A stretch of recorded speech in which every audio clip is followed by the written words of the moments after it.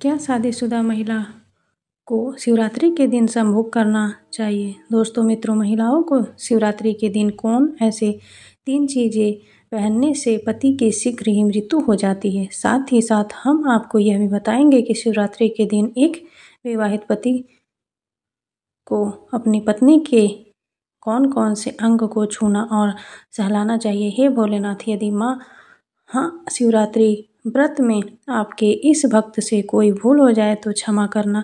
हम सब आपकी संतान हैं और जो इस वीडियो को लाइक करे उसके दुख दर्द और गरीबी को दूर कर देना। महाशिवरात्रि की हार्दिक शुभकामनाएं। भक्तों, अगर किसी महिला की शादी हो गई है तो उस महिला को इस शिवरात्रि व्रत पर इन चीज़ों का ध्यान जरूर ही रखना है। ऐसे में अगर आपका पति भी इन 3 चीज़ों को पहनने के लिए बोले तो आप तुरंत मना कर दें। एक शादीशुदा महिला को भूल कर भी इन 3 चीज़ों को कभी नहीं पहनना चाहिए, नहीं तो आप अपने पति की मृत्यु का कारण बन सकती हैं। आज हम महिलाओं से संबंधित खुल्लम खुल्ला साफ 8 से 10 बिंदु बताने वाले हैं, क्योंकि शादी हो जाने के बाद पति पत्नी 7 जन्मों के लिए एक दूसरे के हो जाते हैं। पति पत्नी शादी हो जाने के बाद अपनी जवानी को ठंडा करने के लिए संभोग करते हैं, परंतु कई महिलाएं नए रिश्ता नई जवानी में पति के द्वारा कई ऐसी चीज़ लाई जाती है पत्नी के लिए, जो गलती से पत्नी उन चीज़ों को पहन लेती है। उस समय पत्नी को पता नहीं होता है कि इन 3 चीज़ों के पहनने से पति की मृत्यु शीघ्र हो जाती है। आज यह वीडियो पति पत्नी को बड़े ही ध्यानपूर्वक देखना चाहिए। आपको बता दें कि आज के इस आधुनिक दौर में शादीशुदा महिला कई ऐसी चीज़ों को पहन लेती हैं जिसके बारे में उन्हें पता तक नहीं होता। यहाँ तक कि शास्त्रों में भी यह नहीं लिखा होता है कि कुछ भी पहले। ऐसे में उनके परिवार, रिश्ते और पति की जान भी चली जाती है। तो ऐसे में जानते हैं कि आखिर में 3 चीज़ कौन सी है जो महिलाओं को कभी नहीं पहननी चाहिए। ईश्वर कहते हैं कि जो भी व्यक्ति अच्छे तरीके से पूजा पाठ करता है उसे मैं स्वीकार करता हूँ, उसकी हर मनोकामना को पूरी करता हूँ। वीडियो में आगे बढ़ने से पहले अभी ही वीडियो को लाइक कर लें और नीचे कमेंट बॉक्स में लिख दो सच्चे दिल से जय जय जय बजरंगबली। भाग्य में विवाह के बाद हर स्त्री के लिए 16 श्रृंगार बहुत मायने रखता है। मांग में सिंदूर, माथे पर बिंदिया, हाथों में चूड़ियाँ, पाँव में पायल और बिछिया यह धारण कर जब एक लड़की अपने घर को छोड़कर किसी दूसरे घर में प्रवेश करती है तो उसके जीवन के मायने ही बदल जाते हैं। श्रृंगार एक स्त्री की सुंदरता में 4 चांद लगाती है, साथ ही यह स्त्री के जीवन में परिवर्तन और समाज में उसकी पहचान को एक नए रूप में प्रस्तुत करता है। केवल धार्मिक दृष्टि से ही नहीं बल्कि वैज्ञानिक दृष्टि से भी 16 श्रृंगार का महत्व माना जाता है। 16 श्रृंगार में उपयोग होने वाला सामान किसी भी सुहागन स्त्री के वैवाहिक जीवन का प्रतिनिधित्व करता है।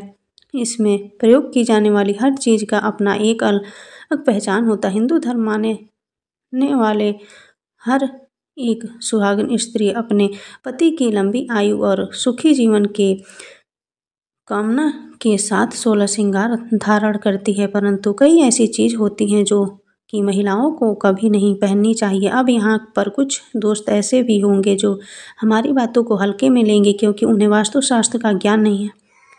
हमारे हिंदू शास्त्र में एक कहावत है कि बंदर क्या जाने अदरक का स्वाद। अर्थ यह है कोई भी व्यक्ति वास्तुशास्त्र के बारे में नहीं जानता है तो फिर इन उपायों में या वीडियो में देखने पर विश्वास ही नहीं करता है। भक्तों, आप सबको यह तो पता ही होगा कि जो शिवरात्रि का व्रत है वह महिलाएं किस लिए रखती हैं और क्यों रखती हैं। अगर पता ना हो तो चलिए मैं आपको वह भी बता देती हूँ। जो शिवरात्रि का व्रत होता है वह महिलाएं अपने जो शादीशुदा महिलाएं होती हैं वह अपने पति की दीर्घायु के लिए रखती हैं, जबकि कुंवारी महिलाएं या कुंवारी लड़कियां अभी शिवरात्रि का व्रत रख सकती हैं। अगर किसी को मनचाहा वह प्राप्त करना है तो वह भी अपने मनचाहा वर की प्राप्ति के लिए भी इस व्रत को कर सकती हैं। अगर कोई सच्चे मन और श्रद्धा से इस व्रत को रखता है तो उसकी मनोकामना शीघ्र ही पूरी हो जाती है। कहा जाता है कि माता पार्वती ने भी भगवान भोलेनाथ को प्राप्त करने के लिए इस व्रत की तपस्या की थी। तभी से इस व्रत को हमारे धरती पर भी मनाया जा रहा है। तो आप सबको यह भी पता होगा कि इस वर्ष शिवरात्रि 2025 में 26 फरवरी को मनाया जाएगा। चलिए अब आगे उन चीज़ों के बारे में भी जान लेते हैं जिस बारे में हम पहले बात कर रहे थे। उससे देखिए और सुनिए। नंबर 1, शास्त्रों में स्पष्ट बताया गया है कि किसी भी शादीशुदा महिला को एकदम सफाचट सफ़ेद रंग का वस्त्र कभी नहीं पहनना चाहिए। ऐसा करने से आपके मान सम्मान को ठेस पहुंच सकती है। आपको बता दें कि आजकल के फैशन के युग में महिला सुंदर दिखने के लिए काफ़ी ऐसी हदें पार कर देती हैं जिसके बारे में सोचना भी पाप के बराबर है। वास्तु शास्त्र के अनुसार सफ़ेद रंग की साड़ी या सूट कभी नहीं पहनना चाहिए। कारण यह है कि सफ़ेद रंग की साड़ी को पहनने से पतिव्रता धर्म बिल्कुल खत्म हो जाता है और उनके रिश्ते में नकारात्मक ऊर्जा का आगमन हो जाता है, क्योंकि यह लिबास विधवा होने का है। ऐसे में आप अपने पति की मृत्यु का कारण बन सकती हैं, इसीलिए हो जाए सावधान। वही अगर आप सफ़ेद रंग का वस्त्र पहनना चाहती हैं और भक्तों, ऐसा भी कहा जाता है कि जो सफ़ेद कलर का वस्तु होता है वह विधवा ही पहनती हैं, इसीलिए सफ़ेद रंग को विधवा का प्रतीक भी माना जाता है। इसीलिए सुहागिन महिला को जितना हो सके सफ़ेद रंग से दूर रहना चाहिए। ऐसा पहनने जिसमें कुछ और रंग भी ज़रूर हो, लेकिन एकदम सफ़ेद रंग का कपड़ा कभी नहीं पहनना। नंबर 2, इस आधुनिक दौर में महिलाएं सुंदर दिखने के लिए पैरों में सोने की पायल और बिछिया पहन लेती हैं, जो कि शादीशुदा महिला को लिए पूरी तरह से अशुभ माना जाता है। पैरों में सोने से बनी हुई चीज़ों को पहनने से कुबेर महाराज का अपमान होता है और जिसके कारण आपके परिवार से रिश्ते टूट सकते हैं और कई सारी परेशानियों का आगमन भी हो सकता है। इसीलिए सोने को पैर में कभी ना पहने। पैरों में सोना पहनने से पाप लगता है, इसीलिए हो जाए सावधान। नंबर 3, मंगलसूत्र का महत्व धर्म के अनुसार शादी अधूरी मानी जाती है। आपको बता दें, यह तो सभी लोग जानते हैं कि हिंदू महिलाओं के लिए सिंदूर सुहाग की निशानी होती है। इसे वे अपनी पति की खुशी से ही जोड़ती हैं। ऐसे में अगर जो महिला विवाहित होकर भी सिंदूर न लगाए तो दुनिया का सबसे बड़ा पाप माना गया है और आपके इस पवित्र रिश्ते को और व्यक्ति मनुष्य का नाम दे सकते हैं। इसीलिए मांग में सिंदूर होना आवश्यक है। वही मंगलसूत्र का भी बड़ा महत्व है। मंगलसूत्र में सोना या पीतल भले ही न लगा हो, लेकिन पीले धागे में काले मोती जरूर होने चाहिए। ऐसा माना जाता है कि मंगलसूत्र का पीला हिस्सा माता पार्वती और काला हिस्सा भगवान शिव का माना गया है। शास्त्रों के अनुसार शादी होने के बावजूद भी जो महिलाएं मंगलसूत्र न पहनती हैं तो सबसे बड़ा पाप है। ऐसे में आपके रिश्ते पर कलंक लग सकता है, इसीलिए एक शादीशुदा महिला को मंगलसूत्र अवश्य पहनना चाहिए। अगर आपके पास मंगलसूत्र नहीं है तो कम से कम गले में काला धागा तो पहन सकते हैं। दोस्तों मित्रों, क्या आप जानते हैं कि अगर सिंदूर में एक ऐसी चीज़ रख दी जाए जो आपके लिए और आपके परिवार के लिए बेहद शुभ हो सकता है, या आप ऐसी चीज़ के बारे में जानते हैं? अगर नहीं तो वीडियो को तक जरूर देखिएगा, क्योंकि अब हम बताने वाले हैं कि ऐसी कौन सी चीज़ है जो सिंदूर के डिब्बे में रखनी चाहिए और वह कई कार्यों में बहुत शुभ है। धार्मिक मान्यता के अनुसार सिंदूर लगाने के कई नियम होते हैं जिनका पालन करना अनिवार्य होता है। सिंदूर लगाने के संदर्भ में जो भी नियम बनाए गए हैं, सभी सुहागिन महिलाओं को इन नियमों का विधिपूर्वक अपनाना चाहिए। उनके जीवन में परेशानियां उत्पन्न होने सकती हैं। जो महिलाएं सिंदूर के नियमों का पालन नहीं करती, ऐसी महिलाओं के पति को धन तथा स्वास्थ्य संबंधी समस्याओं का सामना करना पड़ता है।